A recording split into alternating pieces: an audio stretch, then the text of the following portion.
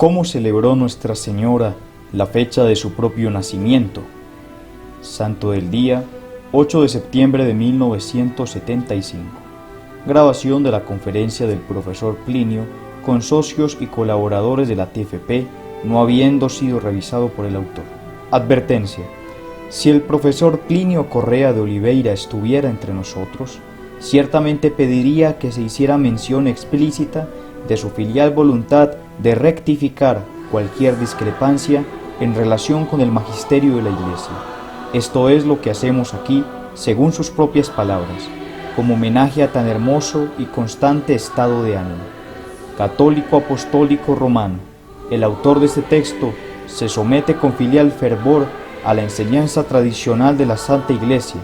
Sin embargo, si por error le ocurre algo que no está de acuerdo con esa enseñanza, lo rechaza inmediata y categóricamente. Las palabras revolución y contrarrevolución se utilizan aquí en el sentido que le dio el doctor Plinio en su libro Revolución y Contrarrevolución, cuya primera edición se publicó en el número 100 de Catolicismo en abril de 1959.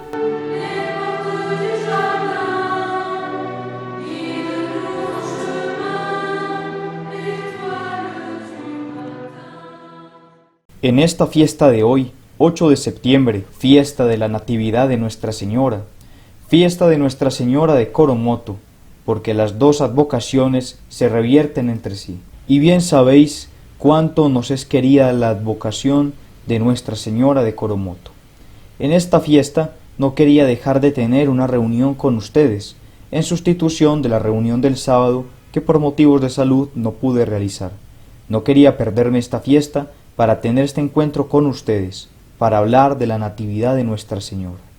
Sor María de Ágreda cuenta lo siguiente, que después de que nuestro Señor ascendió al cielo y Nuestra Señora quedó sola en la tierra, ella comenzó a organizar su vida poco a poco.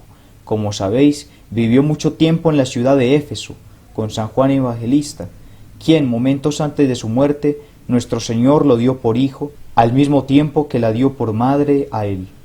Y dice el Evangelio que desde aquel momento San Juan Evangelista la aceptó como madre y, como se cuenta, ella lo aceptó como hijo, y que tenía todas las atenciones, todos los cuidados, etc., que nuestro Señor tendría para ella.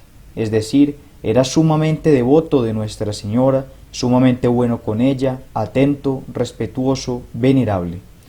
Entonces vivieron juntos y ella empezó a organizar su vida, la vida cotidiana, la vida en común, la vida cotidiana, ya no participando de la vida terrenal de nuestro Señor, gloriosamente terminada con su ascensión al cielo, sino participando a través del recuerdo y la memoria de todo lo que había sido la vida de nuestro Señor. Ella fue antorcha encendida de anhelo, de adoración, de acción de gracias, de reparación y de continua petición a nuestro Señor Jesucristo. Entonces, en esa organización de su vida, con el tiempo ella empezó a recordar las fechas. Fue concebida sin pecado original y por lo tanto tenía una memoria muy perfecta, además de que era por naturaleza muy inteligente y además de que fue grandemente ayudada por la gracia. Estaba recordando las fechas de los principales acontecimientos de su vida y la de su divino Hijo. Los principales acontecimientos de su vida no fueron calculados como los de los demás. Digamos, para un joven de hoy, me matriculé en la universidad en tal fecha, me compré una motocicleta en tal fecha. Eso no es todo. Las verdaderas fechas en la vida de un hombre son aquellas en las que sirvió a Nuestra Señora de manera más notable, mediante el apostolado, el sufrimiento o la oración, o en el que Nuestra Señora le concedió gracias especiales. Estas son las verdaderas fechas de la vida de un hombre, el resto son palabrerías.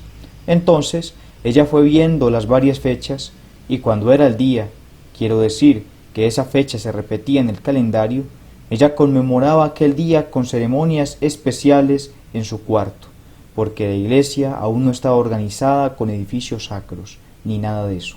La iglesia era todavía extraordinariamente nueva. Entonces ella, en su cuarto, celebró a su manera esa fecha. Entonces, hoy es una hermosa idea para nosotros intentar ver cómo Nuestra Señora celebró la fecha de su propio nacimiento. Y luego veremos cómo era la vida de Nuestra Señora, cómo celebraba y cómo nuestro Señor descendió a ella y ayudó en la celebración, y celebraremos su nacimiento, conmovidos por la forma en que ella celebró su nacimiento, que es celebrar en íntima unión con ella. Entonces me pareció que sería de su interés que leyera aquí el extracto de Sor María de Ágreda y lo comentara con ustedes. No sé si queda claro lo que acabo de decir. Entonces paso ahora al comentario. La fiesta en memoria de su nacimiento la celebró Nuestra Señora el 8 de septiembre, día en que nació, y ella comenzó la primera noche, es decir, la noche de 7 a 8, con los mismos ejercicios, postraciones y cánticos que el día de la Inmaculada Concepción. Ahora verás cómo todo esto tiene una razón de ser. El día de la Inmaculada Concepción es el día en que ella fue concebida sin pecado original en el purísimo vientre de Santa Ana, es decir, en que ella, por tanto, comenzó a existir. El nacimiento es el día en que ella comenzó a ser para el mundo. La concepción y el nacimiento son hechos relacionados.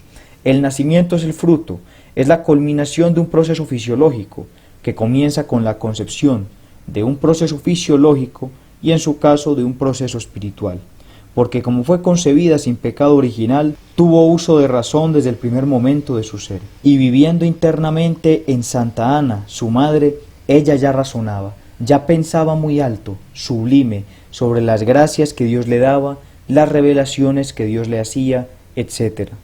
Entonces, cuando ella nació, es decir, cuando salió del claustro materno, cuando nació, ya venía con toda una etapa de la vida espiritual más elevada, cumplida, con todo un proceso de santificación ya realizado. Y las cosas estaban calculadas de tal manera que en el momento en que, según las leyes de la fisiología, su cuerpo debía salir del claustro materno, en ese momento el alma de ella había realizado todos los progresos que en aquella fase de la vida espiritual ella debería realizar, y entonces ella nació para la tierra como un sol. Y por eso es que ella, que celebró la fiesta de la Inmaculada Concepción, a través de una serie de postraciones, oraciones y cantos, repitió estas ceremonias en el momento de su nacimiento. Señores, vean cómo todo es racional, qué lógica tiene todo, cómo todo muestra la suprema sabiduría de Nuestra Señora. ¿Qué enseñanza tiene esto para nosotros? ¿Cuál es la enseñanza? Significa ser razonables, ser lógicos, ser coherentes en todo, hacer todo como Nuestra Señora manda, como Nuestra Señora pide. Esto es lo que debemos hacer, hacerlo con tranquilidad, con serenidad, con plena dedicación. Ahora, señores, miren un poco esta imagen de Nuestra Señora de Fátima, e imaginen cómo sería en su pequeña casa, Nuestra Señora con su cuarto cerrado, orando y a veces levantándose, a veces arrodillándose y a veces al cantar.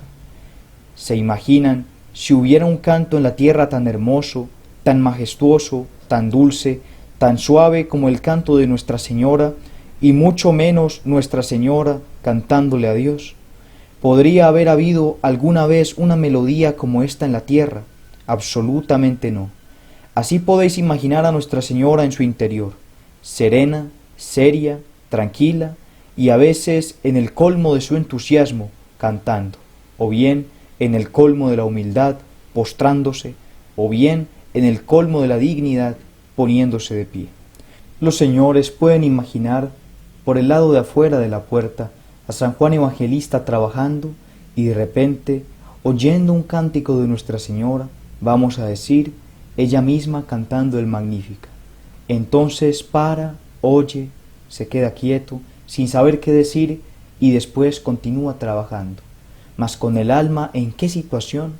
¿En qué situación quedaríamos nosotros si esta imagen de repente cantase el Magníficat? Nosotros no sabríamos qué decir. Hasta primera hora de la mañana estaríamos tartamudeando sin saber qué decir. ¿No es así? Bueno, os podéis imaginar a San Juan, que tenía una devoción mucho mayor que la nuestra. ¿Cuáles deben haber sido las repercusiones en su alma? Casa pequeña y por tanto con las habitaciones a poca distancia de la calle. Mientras todos los paganos pasaban por la calle, de repente uno escuchó una canción, se detuvo y su alma se conmovió. Al día siguiente se encuentra con San Juan y le dice: me dijeron que tu madre o tu tía canta de manera admirable y no sé, esa noche no pude dormir de alegría. ¿No podrías llevarme un día a escucharla cantar? San Juan ante la duda dice, por unos instantes sí. Entonces ese hombre va y escucha un poco de la voz de Nuestra Señora y se va ebrio. Días después fue bautizado. Fue una modulación de la voz de Nuestra Señora lo que convirtió esta alma más profundamente que todos los sermones del mundo. Esto es así, porque como todo lo que toca a Nuestra Señora es absolutamente excepcional y único, y por eso las cosas que le conciernen deben ser vistas e imaginadas. Pues bien, entonces Sor María de Ágreda continúa aquí narrando lo ocurrido en estas fiestas. Dio gracias a Dios por haber nacido viva a la luz de este mundo y por el beneficio que recibió inmediatamente al nacer, por haber sido elevada al cielo y por haber visto la divinidad intuitivamente, como dije en la primera parte, en su lugar. Quiero decir, estáis viendo aquí algo admirable, cómo es el nacimiento de Nuestra Señora. Ella es tan santa y tan preferida sobre todas las criaturas que abrió sus ojos a la tierra y al poco tiempo vio a Dios. Ya ven qué entrada a la vida, ¿no? Lo que es la culminación de la vida de la gran mayoría de las personas fue el comienzo de su vida. De tal manera, ella está por encima de todo y de todos, sin comparación alguna con nadie, pero con absolutamente nadie no hay comparación con relación a ella. Luego continúa. Se propuso una vez más pasar toda su vida en el mayor servicio y agrado del Señor que Su Alteza pudiera llegar a conocer, como ella sabía que esto estaba sucediendo. Es decir, cuando ella vio a Dios, lo que pidió fue dedicar toda su vida a su complacencia y servicio. Y esto lo repetía cada cumpleaños. Ella estaba agradecida por el nacimiento, por esta visión, y pidió que el resto de su vida la pasara en su placer y servicio. Veréis, ella, que fue confirmada en la gracia, concebida sin pecado original, sabía que era Madre de Dios y que había tenido en ella a nuestro Señor Jesucristo desde hacía 9 meses. Ella, en cuyo pecho nunca cesaba la presencia real, comulgaba, y las sagradas especies permanecían incorruptas hasta la comunión del día siguiente, era por tanto un sagrario. Pero una noción tan profunda de la humildad de la condición humana que pedía esto a Dios, que pasaría toda su vida sirviéndole y atrayendo su placer, con eso ella estaría satisfecha. Y agradeció que en el primer paso de entrar en su vida, avanzó en méritos hasta los supremos santos y serafines, y ella entonces se propuso empezar de nuevo ese día, trabajando como si fuera el primer día en que comenzaba su virtud, y nuevamente pidió al Señor que la ayudara, que gobernara todas sus acciones, que le guiara hasta el fin más alto de su gloria. Están viendo su oración tal como era. Ella dijo: Dios mío, Hijo mío, Señor mío, sé que desde el primer momento de mi vida me diste más gracias que incluso los serafines, pero que este cumpleaños mío sea como un nuevo nacimiento, y que yo, con fuerzas renovadas y un amor aún mayor, te sirva aún más duramente este año de vida que tú me das, porque quiero crecer en tu amor continuamente. No hay suficiente para mí, no hay ningún punto en el que quiera detenerme. Señores, miren lo sublime, así es como deben orar.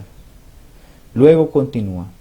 Para los demás, lo que ella hizo en esta fiesta, aunque no fue llevado al cielo, como el día de su concepción, algo más pasó. Su hijo descendió del cielo al cuarto donde ella estaba orando. Es decir, cuando la oración se volvía probablemente especialmente intensa, nuestro Señor descendía, y era tan natural, tan explicable, tan razonable, que hijo no visita a su madre en su cumpleaños. Fue su cumpleaños, el hijo era él, descendió del cielo, y en aquel minúsculo cubículo de una casa insignificante, en una ciudad pagana, vino el mismo nuestro Señor Jesucristo. Y podéis imaginar su alegría, el anhelo por ella, el cariño con el que se trataban cara a cara. Era el apogeo de la fiesta que comenzaba, lo previo eran los preparativos para la fiesta. Ustedes, señores, vean cuán racional es todo en esto. El día antes de que ella se preparara, el día que inició esta oración sublime que estamos diciendo, como colofón, nuestro Señor viene a visitarla. No es el único pico. Veréis que esta fiesta tiene 2 picos complementarios, 2 picos que se funden en uno solo, sumamente lógico, verdaderamente maravilloso. Luego, la exposición continúa. Traía consigo muchos coros de ángeles con los antiguos patriarcas y profetas, y en particular con San Joaquín y Santa Ana, sus padres, y San José, su castísimo esposo. Para que entiendas lo que significa, vino con muchas legiones de ángeles, lo decimos así, pero detengámonos, aunque alarga un poco el santo del día, parémonos un momento a considerar lo que eso significa. Yo no recuerdo a qué santo se le apareció el ángel de la guarda. Sabemos que los ángeles guardianes en las jerarquías celestiales se encuentran entre los más bajos. El esplendor del ángel de la guarda fue tal que cuando apareció, ella se arrodilló pensando que era Dios mismo. Ahora podéis imaginar varias jerarquías de ángeles, todos llenando su habitación y cantando en alabanza a ella, en unión con las alabanzas de nuestro Señor Jesucristo, la armonía que esto debe hacer. Y entonces todo el Antiguo Testamento estaba allí delante de ella, los patriarcas, los profetas, todos los justos más notables de los que nos habla la Biblia y la antigua ley, y especialmente sus padres y su marido. Podéis imaginaros la alegría de Santa Ana, San Joaquín, San José, rindiéndole homenaje, su alegría al volver a verlos, la satisfacción que tenía al estar con cada uno de ellos, y sobre todo, a través de la presencia de nuestro Señor Jesucristo, fuente insondable, absolutamente insondable por infinita, de toda la alegría que un hombre puede tener. La presencia de nuestro Señor Jesucristo es la fuente absoluta del gozo absoluto. Allí estaba Él, sumándose a aquellas alabanzas y diciéndole cosas. Señores, imaginen por ejemplo que Él le dijera algunas de las invocaciones de las letanías lauretanas: Mater Purissima, Mater Castísima, Mater Inviolata, Mater Amabilis, Mater Admirabilis, etcétera, etcétera. Todas estas cosas que nuestros labios son tan pequeñas, en sus labios qué sonido tendrían y qué impacto tuvo en su alma. Cómo debe haber quedado ella llena de alegría y unida a su hijo al escuchar todo esto. Aquí se ve cómo ella contemplaba, cómo celebraba su cumpleaños. Y entonces podréis tener una idea de su grandeza, de su santidad, de su perfección. La narración de Sor María de Ágreda continúa. La más pura de las criaturas, en presencia de aquella celestial compañía, adoró a Dios con admirable reverencia y culto, y nuevamente le dio gracias por haberla traído al mundo y por los beneficios que por ello había recibido. Es la reacción normal de toda persona que quiere tener una buena vida espiritual y recibe un elogio. No es deleitarse en esta alabanza, como un goloso se deleita con un caramelo, o un vaso de delicioso licor gota a gota, sino que es todo lo contrario. Es dar gloria inmediata a Dios, porque lo bueno que tenemos proviene de Dios.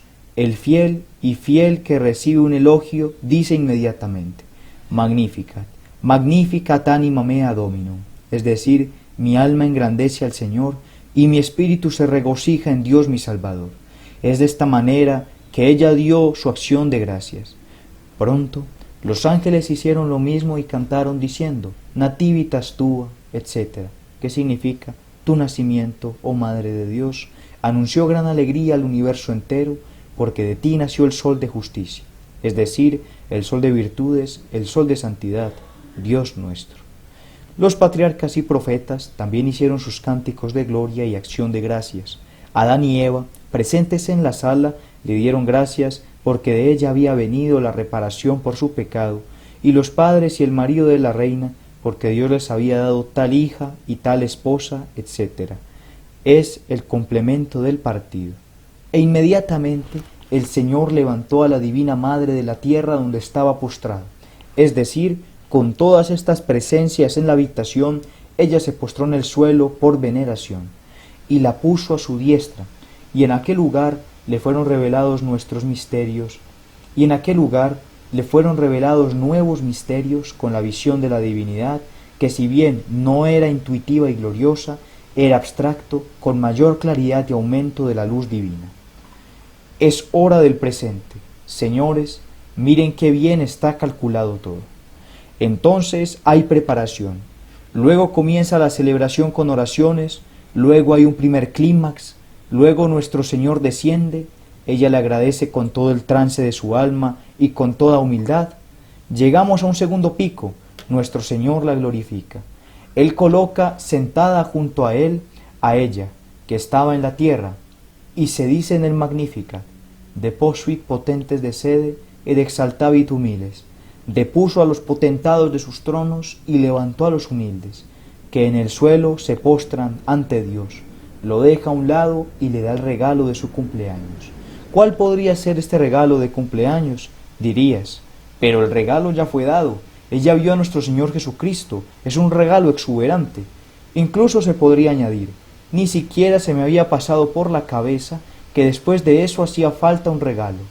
Te ríes porque precisamente esta reflexión parece interpretar tu reacción temperamental ante lo que estaba diciendo. Pero la cosa es muy profunda. Para un alma que ama a Dios, el verdadero don es conocer algo nuevo de Dios y amar algo nuevo de Dios. Es el único regalo verdadero, porque la naturaleza del presente es traer algo nuevo, no traer algo viejo. Señores, imaginen por ejemplo una persona que tiene en la pared de su casa un objeto muy bonito, que el niño ha visto colgado en la pared toda su vida, regalo de cumpleaños. Sus padres le dicen, mira, esto ahora es tuyo, pero se quedará ahí en la pared. Ahora, si le traen un objeto de afuera, un objeto nuevo, entonces hay sensación de presente. El presente tiene que tener algo nuevo. Y para Nuestra Señora solo una cosa tenía valor, y una sola cosa, por tanto, era el don. ¿Cuál fue el regalo? El regalo fue saber algo nuevo de Dios. Entonces nuestro Señor Jesucristo, sentado junto a ella, Él mismo le reveló noticias de Dios nuestro Señor, por lo tanto de sí mismo, porque es la segunda persona de la Santísima Trinidad. Le reveló algunas cosas nuevas. Podéis imaginar el nuevo grado de santidad que ella asumió. Parece increíble, pero ella ha ido progresando toda su vida. No es así. Nuevo grado de santidad. Alegría, comprensión, cariño, gratitud. Cómo se sentía llena de riquezas con este mero don espiritual. Algo verdaderamente incomparable. Era la fiesta que estaba llegando a su apogeo. Primero, el hijo que viene a visitar a la madre. Segundo, el hijo que pone a la madre a su lado y, por ejemplo, la adorna con un hermoso collar de diamantes o con una estupenda diadema. Aquí están, madre mía, nuevas verdades para vos. Aprendido respecto por la esencia divina. Ella está estática, escuchando. ¿Es cierto o no que cuando leemos una escena así, antes de leerla no tenemos idea de lo que es una cosa elevada? No tenemos idea. En la trivialidad de la vida cotidiana, sobre todo, no se entiende que algo así pueda tener tanta elevación, y esto nos ayuda a conquistar al menos un poco de ese amor a las cosas sublimes y elevadas, que debe caracterizar al verdadero esclavo de Nuestra Señora. Gustar lo elevado, gustar lo sublime, no tolerar lo vulgar, lo bajo. Continúa Sor María de Ágreda. Con estos favores inefables, ella fue nuevamente transformada en su Santísimo Hijo, incendiada, espiritualizada para trabajar por la Iglesia como si renaciera de nuevo. Ella ya era anciana, Nuestra Señora, pero ella recuperó el temperamento como si hubiera nacido de nuevo, y ella estaba ardiendo, más o menos, como dos llamas juntas que se funden, ella con nuestro Señor Jesucristo. Y en estas ocasiones, el sagrado evangelista San Juan mereció participar en algunos aspectos de esta fiesta, escuchando la música con que los ángeles la celebraban. Se ve que él, afuera, notó que había una gran fiesta, y él era el Virgen Apóstol, y por tanto, el apóstol a quien nuestro Señor amó. Pero el apóstol que lloró toda su vida por su traición, con ocasión de la oración de nuestro Señor Jesucristo en el huerto, y con ocasión de casi toda la pasión. El apóstol entonces, podéis imaginarlo haciendo genuflexión, escuchando a veces, golpeándose el pecho, y pidiendo perdón a veces, olvidándose de sí mismo, y perdido en las bellezas que escuchaba fuera de la puerta, pero afuera. No se atrevía a entrar. Era tan alto que nadie en la tierra podría verlo. Solo un poco de música para él fue suficiente para llenar su alma, así como esta simple narración, ya de alguna manera, llena nuestras almas. ¿Comprendes entonces cuál era la plenitud del alma de Nuestra Señora en aquel momento? Y el mismo Señor estaba en el oratorio con los ángeles y los santos. Señor, aquí es nuestro Señor Jesucristo. los que la asistían, entró el evangelista y dijo misa. Aquí lo estáis viendo, es el tercer pico, es el descenso de nuestro Señor. Solo me había acordado de dos, en segundo lugar. Él está sentado al lado de Nuestra Señora y ella está recibiendo revelaciones de Él. El tercer pico, la misa, en la que se repitió de forma incruenta el santo sacrificio del Calvario. Ahora, el honor de San Juan. Ciertamente no vio todo esto, vio una cosita. El honor de San Juan celebrando allí misa, en presencia de Nuestra Señora, iluminado como un serafín bajado del cielo, y él se dio cuenta de cuántas cosas estaban sucediendo a su alrededor. Bien, ¿quieren tener una idea de qué es una misa? ¿Fue o no un gran honor para él entrar en aquel oratorio en aquella ocasión? Un gran honor. Celebrar una misa es un honor mayor. Decir las palabras a través de las cuales se produce la transustanciación es un honor mayor que todo eso. Entonces entenderás lo que significa celebrar una misa. Nuestra Señora asistió a esta misa junto a su divino Hijo y comulgó con él en el momento de la comunión de la misa. Miren qué cosa tan hermosa. Dios está en todas partes, estuvo al mismo tiempo junto a ella y dentro de ella en esa ocasión. Todos estos misterios fueron un espectáculo de nueva alegría para los santos, quienes también sirvieron de padrinos en la comunión más digna que se ha visto desde Cristo ni se verá jamás en el mundo. De hecho, no hubo comuniones como las de Nuestra Señora, ni mucho menos, y cuando la Gran Señora recibió a su Hijo sacramental, la dejó consigo en aquella forma en que era gloriosa, y él de manera gloriosa y natural se volvió hacia el cielo. Quiero decir, entonces la fiesta termina, él sale, pero permanece dentro de ella en estado eucarístico, y luego ella continúa su vida todos los días. Luego terminó la fiesta, terminó la maravillosa escena, terminó la celebración de la Natividad de Nuestra Señora, pero ¿cómo terminó? Ella permaneció todo el día con él dentro de su corazón hasta el día siguiente, el día siguiente, hasta el último momento de su muerte.